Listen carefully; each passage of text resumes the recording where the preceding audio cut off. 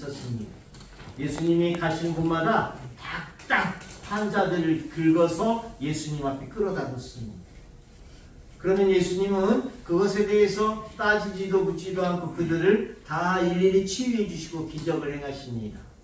그런 가운데 바로 5,000명을 먹이시고 4,000명을 먹이시는데 바로 이들의 속내를 훤히 알고 계신 예수님은 따끔하게 일침을 가합니다. 4,000명을 먹이신 이후 바로 이내 배가 꺼지자 그들은 또 다른 기적을 원하실 때 예수님은 너무나 서글픈 마음이 듭니다. 바로 이 예수님이 세상을 보는 눈, 또한 군중을 바라보았던 눈, 또한 현재적 나를 보는 눈이 뭘까? 그분의 마음, 이 예수 성심을 알아야 여러분들이 은총이라고 하는 것이 가늠이 되고 영성이라는 것을 살 수 있게 되는 겁니다. 예수님의 마음을 아십니까? 예수님의 마음이 어디까지 속속들이 바로 관여하시고 또한 치유시키기를 원하는지 여러분은 알지 못합니다. 바로 지금 보면 말씀은 복음은 바로 루카복음을 제시하고 있고, 그래 루카복음 6장 후반부를 지금 오늘 읽고 있고, 이 루카복음의 틀 안에 평일미사 복음은 마르코복음을 채우고 있습니다. 이 주일복음을 구체적으로 설명해 주고 있는 것입니다.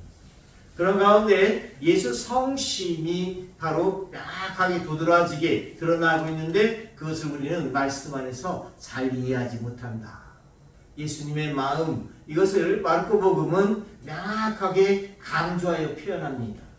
그분의 마음은 바로 이 슈프락시나, 이 복음 원어에 표현되는 이 단어는 뭔가 가엾은 마음이 들다라고 우리말로 번역했지만 이것은 정말 그분의 마음을 대변할 수 있는 표현이 못 됩니다.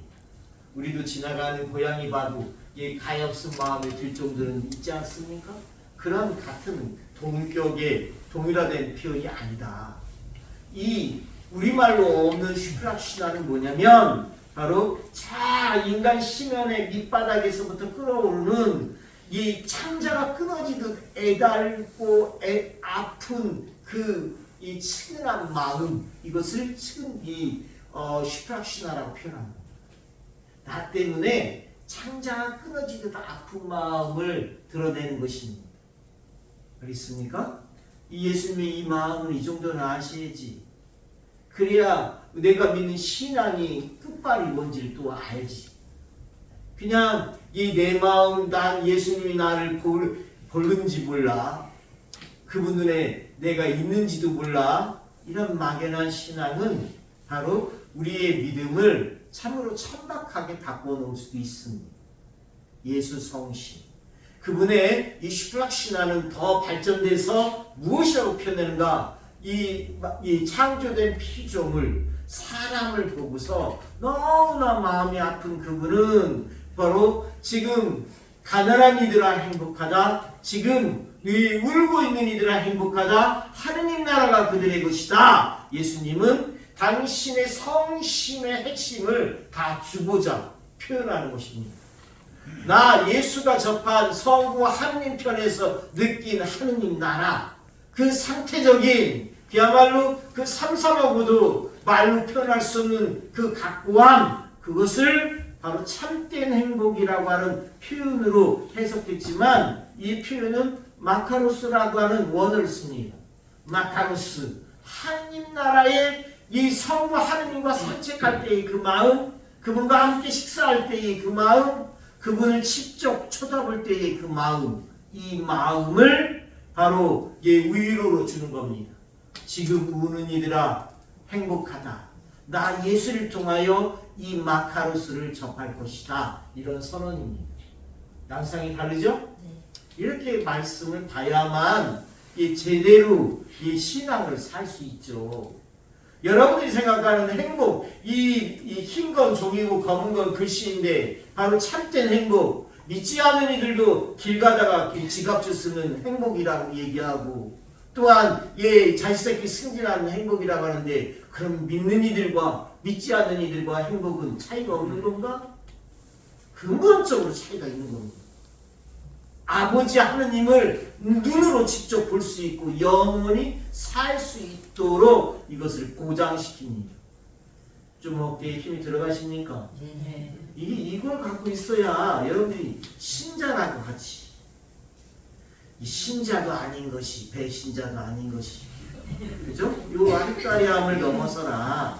이러한 맥락에서 그러면 이 참된 행복을 얻어 누리려면 어떻게 살아야 됩니까? 그것이 지난주 복음이었어요. 사랑을 살아라. 사랑을 살되 원수까지도 나 예수가 너희에게 보여준 모범처럼 원수까지도 사랑해라. 했을 때 이 원수까지 우리는 이놈의 원수를 어떻게 사랑합니까? 걱정하지 마라. 나 예수를 통해서 내가 원수까지도 사랑하고자 하는 그 마음, 동기, 지향만 있으면 해결사인 내가 채워준다. 떨지 마라. 이런 거죠. 바로 원수까지도 사랑하려면 어떻게 됩니까? 믿어라. 모든 것이 가능한 줄을 믿어라. 모든 사람이 종이 되도록 겸손을 살아라. 바로 나 예수를 반대하지 않은 이는 모두 나를 지지하는 사람이니 우리가 믿는 이 사랑의 가치는 모두를 살리는 보편적 가치이니 이 보편성을 지향하고 살아라. 그러면 원수까지도 사랑할 수 있다. 답을 다 주잖아. 살아보지도 않고 어렵대. 바로 예수 그리스도는 얘기합니다. 바로 소금이 짠맛을 잃으면 마탱이가 가듯이 그리스도인들이 사랑이 없으면 그리스도인이 아니니 정체성을 유지해라. 그러면 바로 원수를 사랑할 수 있다. 결국은 너희에게 무엇이 문제인 줄 아니? 의지가 문제다. 사람은 오버를 너무너무 많이 하니 오버를 조작하는 내 안에 이성이라고 하는 틀 안에서의 의지, 이 의지를 꺾어버려라. 윌 브레이킹. 이걸 얘기하는 거예요. 그래야 너의 의지를 꺾을 때 예수의 힘으로, 예수의 도움으로 원수를 사랑할 수 있다. 알겠습니까? 이게 지난주 복음이요. 우리가 엄한 데 가서 용한 것이 없느냐고 찾지 말고 바로 이 말씀 안에 모든 답이 평일미사 안에 이 엄청난 영성이 막 쏟아지는데 여러분들에게 제시하는데 여러분들은 그것을 얻어 누리지 못하는 게 안타까운 거죠. 그럼 오늘 복음이 뭡니까? 이 참된 행복을 얻기 위한 이 사랑을 사는데 그 원수마저도 사랑하라 얘기해놓고서 그 다음에 이어지는 말씀이 오늘 이 복음 말씀인데 이 원수를 사랑하고자 할 때에 있어서 제일 경계되는 게 뭡니까? 예수님은 이 원수까지도 사랑하려고 하는데 안 되는 게 하나 있다. 그것이 뭐냐? 위선이다. 위선. 이걸 얘기하는 거예요. 바로 이 위선을 경계하라. 예수님 오늘 복음 말씀 얘기하잖아요. 너는 어찌하여 형제의 눈 속에 있는 티는 보면서 너의 눈 속에 있는 들보는 깨닫지 못하느냐? 위선자야, 먼저 너의 눈에서 들보를 빼내어라. 그래야 너가 형제의 눈에 있는 티를 뚜렷이 보고 빼낼 수 있을 것이다. 요즘 이 대사회적으로 많이 아직 기계 받기도 하는 말, 내로남불. 그죠? 내가 사랑하는 로맨스고 남이 사랑하면 불륜이고 이 내로남불 아시타비 들어보셨습니까? 바로 나는 옳고 다른 사람은 몽땅 틀렸다. 아시타비. 이게 사회학적으로 우리 사회 팽배해 있는 현상이 이렇게 드러나는 겁니다. 이러한 이 내로남불적인 자세는 인간 사이의 분쟁과 갈등의 가장 큰 원인이 됩니다. 이 상대로 하여금 화와 감정을 돋구는 말이 됩니다. 예수님께서는 들보 같은 큰 허물 있는 자신은 돌아보지 않고 작은 허물을 가진 다른 사람을 무조건 비판하려고 하는 우리들의 나약함과 죄의 근성을 없애라고 지적하십니다. 핵심은 너 자신을 알라. 바로 주님께서는 이 참된 행복에 대한 원수까지 사랑하신 이 마음은 우리 자신에 대한 주제 파악. 같이 해봅니다. 주제 파악. 주제 파악. 나의 주제가 뭔지 아십니까? 여러분의 주제는 무엇입니까? 저의 주제는 제가 잘 압니다. 주제 파악을 해라. 누구나 자신을 잘 살핀 후에야 누군가를 잘 제대로 살필 수 있습니다. 누군가를 판단하고 비판할 때, 누군가를 지적하고 싶을 때, 누군가에게 훈수를 두기 전에, 누군가에게 가르치기 전에 먼저 스스로 자신을 점검하라. 자신을 점검하지 않는 사람은 결코 누군가를 사랑할 수 없느니 원수까지 사랑할 수 있다고 하는 이것은 막연한 묘연한 일이 된다. 이게 예수님의 가르침입니다. 맞죠? 네. 이 부분을 살라. 결국 이 어떤 피상적인 위선을 살라가 아니라 바로 나의 위선이 나의 참된 행복을 막는 장애물이구나.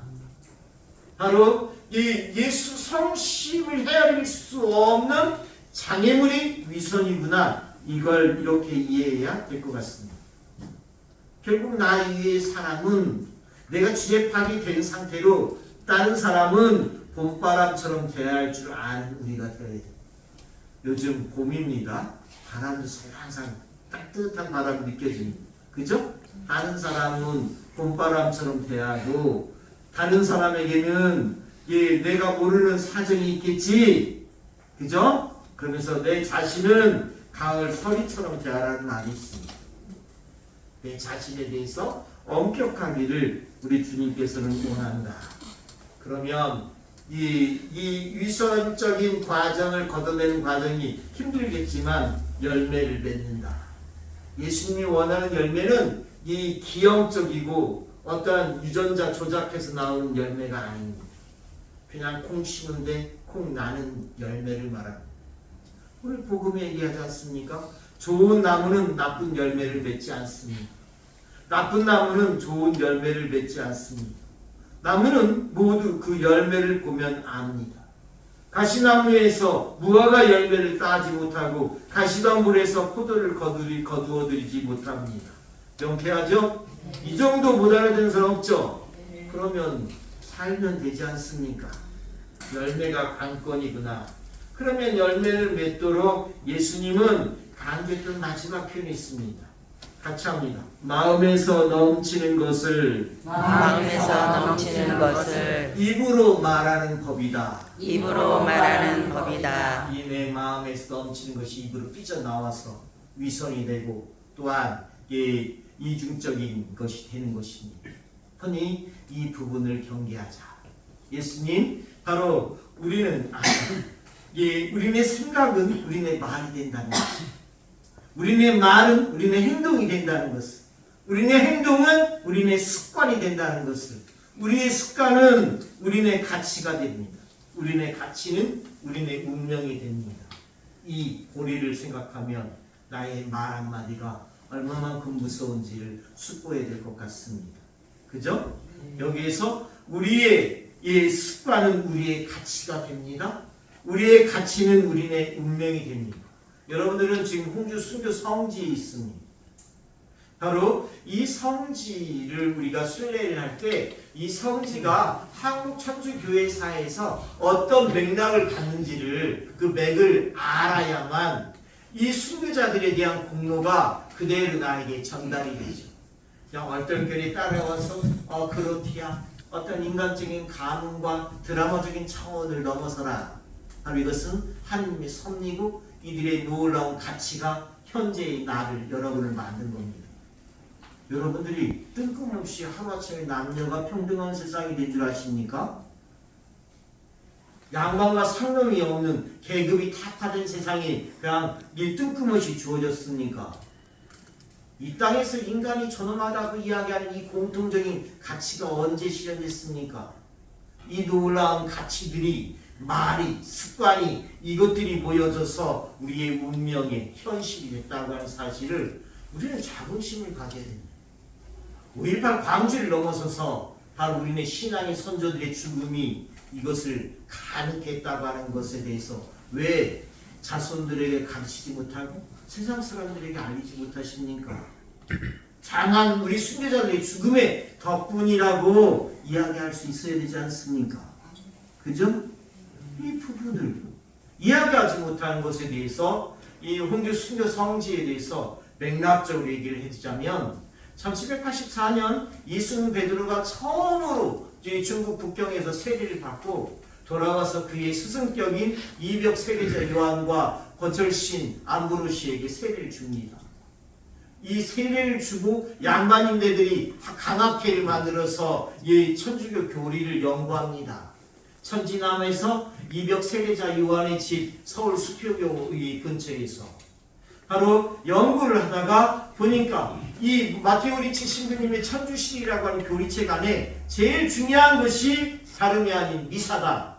그리고 미사가 중요한데 미사를 집전할 사제가 없으니 그들은 이 아주 이 별천지 뜬금없는 이 신박한 생각을 해냅니다.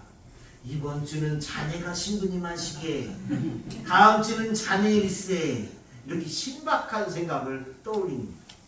그러면서 이 양반인들이 모여서 10명 정도를 사제로 신부로 뽑습니다. 이게 바로 그 유명한 전 세계에 유례없는 우리만이 갖고 있는 짝퉁 신부, 가성직 제도라는 이겁니다. 근데 그 사제단 중에서 주교님을 역할을 했던 권일신 프란시스코 하비에르, 그의 수제자 격인 이존창 루도비코는 이 노비 출신입니다. 바로 이존창 루도비코에게는 그럽니다. 자네는 고향에 내려가서 선교하시게 해서 그의 고향이 공교롭게도 홍성 땅 옆에 예산 여사울입니다. 거기에서 정착을 하고 교리를 가르치고 이 신부님 노릇을 했으니까 사제로서 미사를 드리기 시작합니다. 이 교리가 점차적으로 퍼져나갑니다. 들불처럼. 그리고 이 집회 사람들이 모여지니까 집회 장소를 신당이라고 공소처럼 짓고 천당이라고 공소처럼 짓고 거기에서 미사를 집전하고 교리를 집전합니다. 그러고 보면 한국 천주교회사에서 보면 한양은 천주학으로서 들어온 사람의 머리 같은 것이고 이존창 루도비코에 의해서 전파된 이것이 공교롭게도 바로 바닷물이 들어오는 내포 지역에 형성돼서 이것이 전파가 됐으니 바로 이 내포 지역의 이 행정과 지리적인 신앙적인 중심지가 바로 이 홍주 읍성, 이 홍주목, 이 홍주 목사가 당상관 정삼풍이 행정을 폈는데 이 홍주목 산하에는 22개의 현이 있었습니다. 오늘날 저 서천서부터 평택까지가 다 이 홍주목 관할입니다. 내포 지방을 아우르는 모든 행정과 지리적인 중심이 바로 이 홍주목에 있었다는 겁니다. 여기서 천주교 종교로서의 자리가 기틀이 마련되고 뿌리를 내리기 시작합니다. 이것에 대해서 이 불안하게 느꼈던 이 정조 왕은 처음으로 천주학을 사학으로 규명한 이후 천주교 신자들을 전문적으로 잡아들이고 또한 서적을 빼앗기 위한 관청을 이 홍주목 읍성 내에 두게 됩니다. 기발하게도 이 우리 한국 사회 안에서 이 한 읍성 내에 2개의 관청이 있는 데는 바로 여기밖에 없습니다. 바로 행정을 피우는 홍주 목사와 바로 이 천주교 신자들을 잡아들이기 위한 관청, 경사청이 만들어지는 것입니다. 여기에서 진영장 역할을 하면서 이 신문을 가하고 처벌을 가하고 그래서 여기에서 홍주목 관할에 있는 모든 사람들이 여기까지 끌려옵니다. 여기까지 끌려온 사람들은 대단한 사람들입니다. 중간에 이 곤장한 대 맞고 배신한 사람도 기록에 나오고 이 세대 맞고 도망간 사람도 나옵니다. 그런 사람들 다 걸러내고 여기까지 온 사람들, 홍주목까지 올라온 사람들 중에 양반과 돈 있는 사람은 소송을 걸어서 이 관찰사가 있는 공주 가명이나 청주 병영으로 끌려가서 죽고 나머지 양민들과 천민들은 사람 같지 않으니 이름도 남김없이 그대로 이게 순교에 이르는 것입니다. 이들이 순교하는 이 형태는 대부분 교수형으로 감옥에 갇혀서 바로 이 포졸하나가 들어와서 목에다 새끼줄을 감아서 이 옥살 사이로 이 새끼줄을 빼서 서너 명의 힘센 장졸들이 이 포졸들이 땡겨서 충격으로 죽이는, 기록만 해도 100명이나 나옵니다. 기록되지 않은 숫자가 엄청나다는 건 상식입니다. 임금만이 사형을 할 수 있는 차원에서 지방 관리들이 구분이 있어야자 임금 행세를 하면서 벌이는 일들이니 숨기는 차원이 너무나 큽니다. 교수형으로 죽고 참수당에 죽고 옥사로 병사로 또한 생계장당에 죽고 그들의 이 장한 순교를 우리는 잊어서는 안 되겠다. 여기서 너무나 이 형벌이 박해가 심해지니 한국 천주교회사에서 바로 천주교 박해가 12개가 있는데 그 중에 대표적인 4대 박해가 있는데 4대 박해 모두가 다 이 홍주급성에서 이루어진 겁니다. 여기서 이 신문이 강하고 처벌이 강하니 여기에서 삐져나가서 경상도 대구로 도망가고 강원도로 가고 전라도로 가고 박해는 복음화의 한 원리가 되었던 것입니다.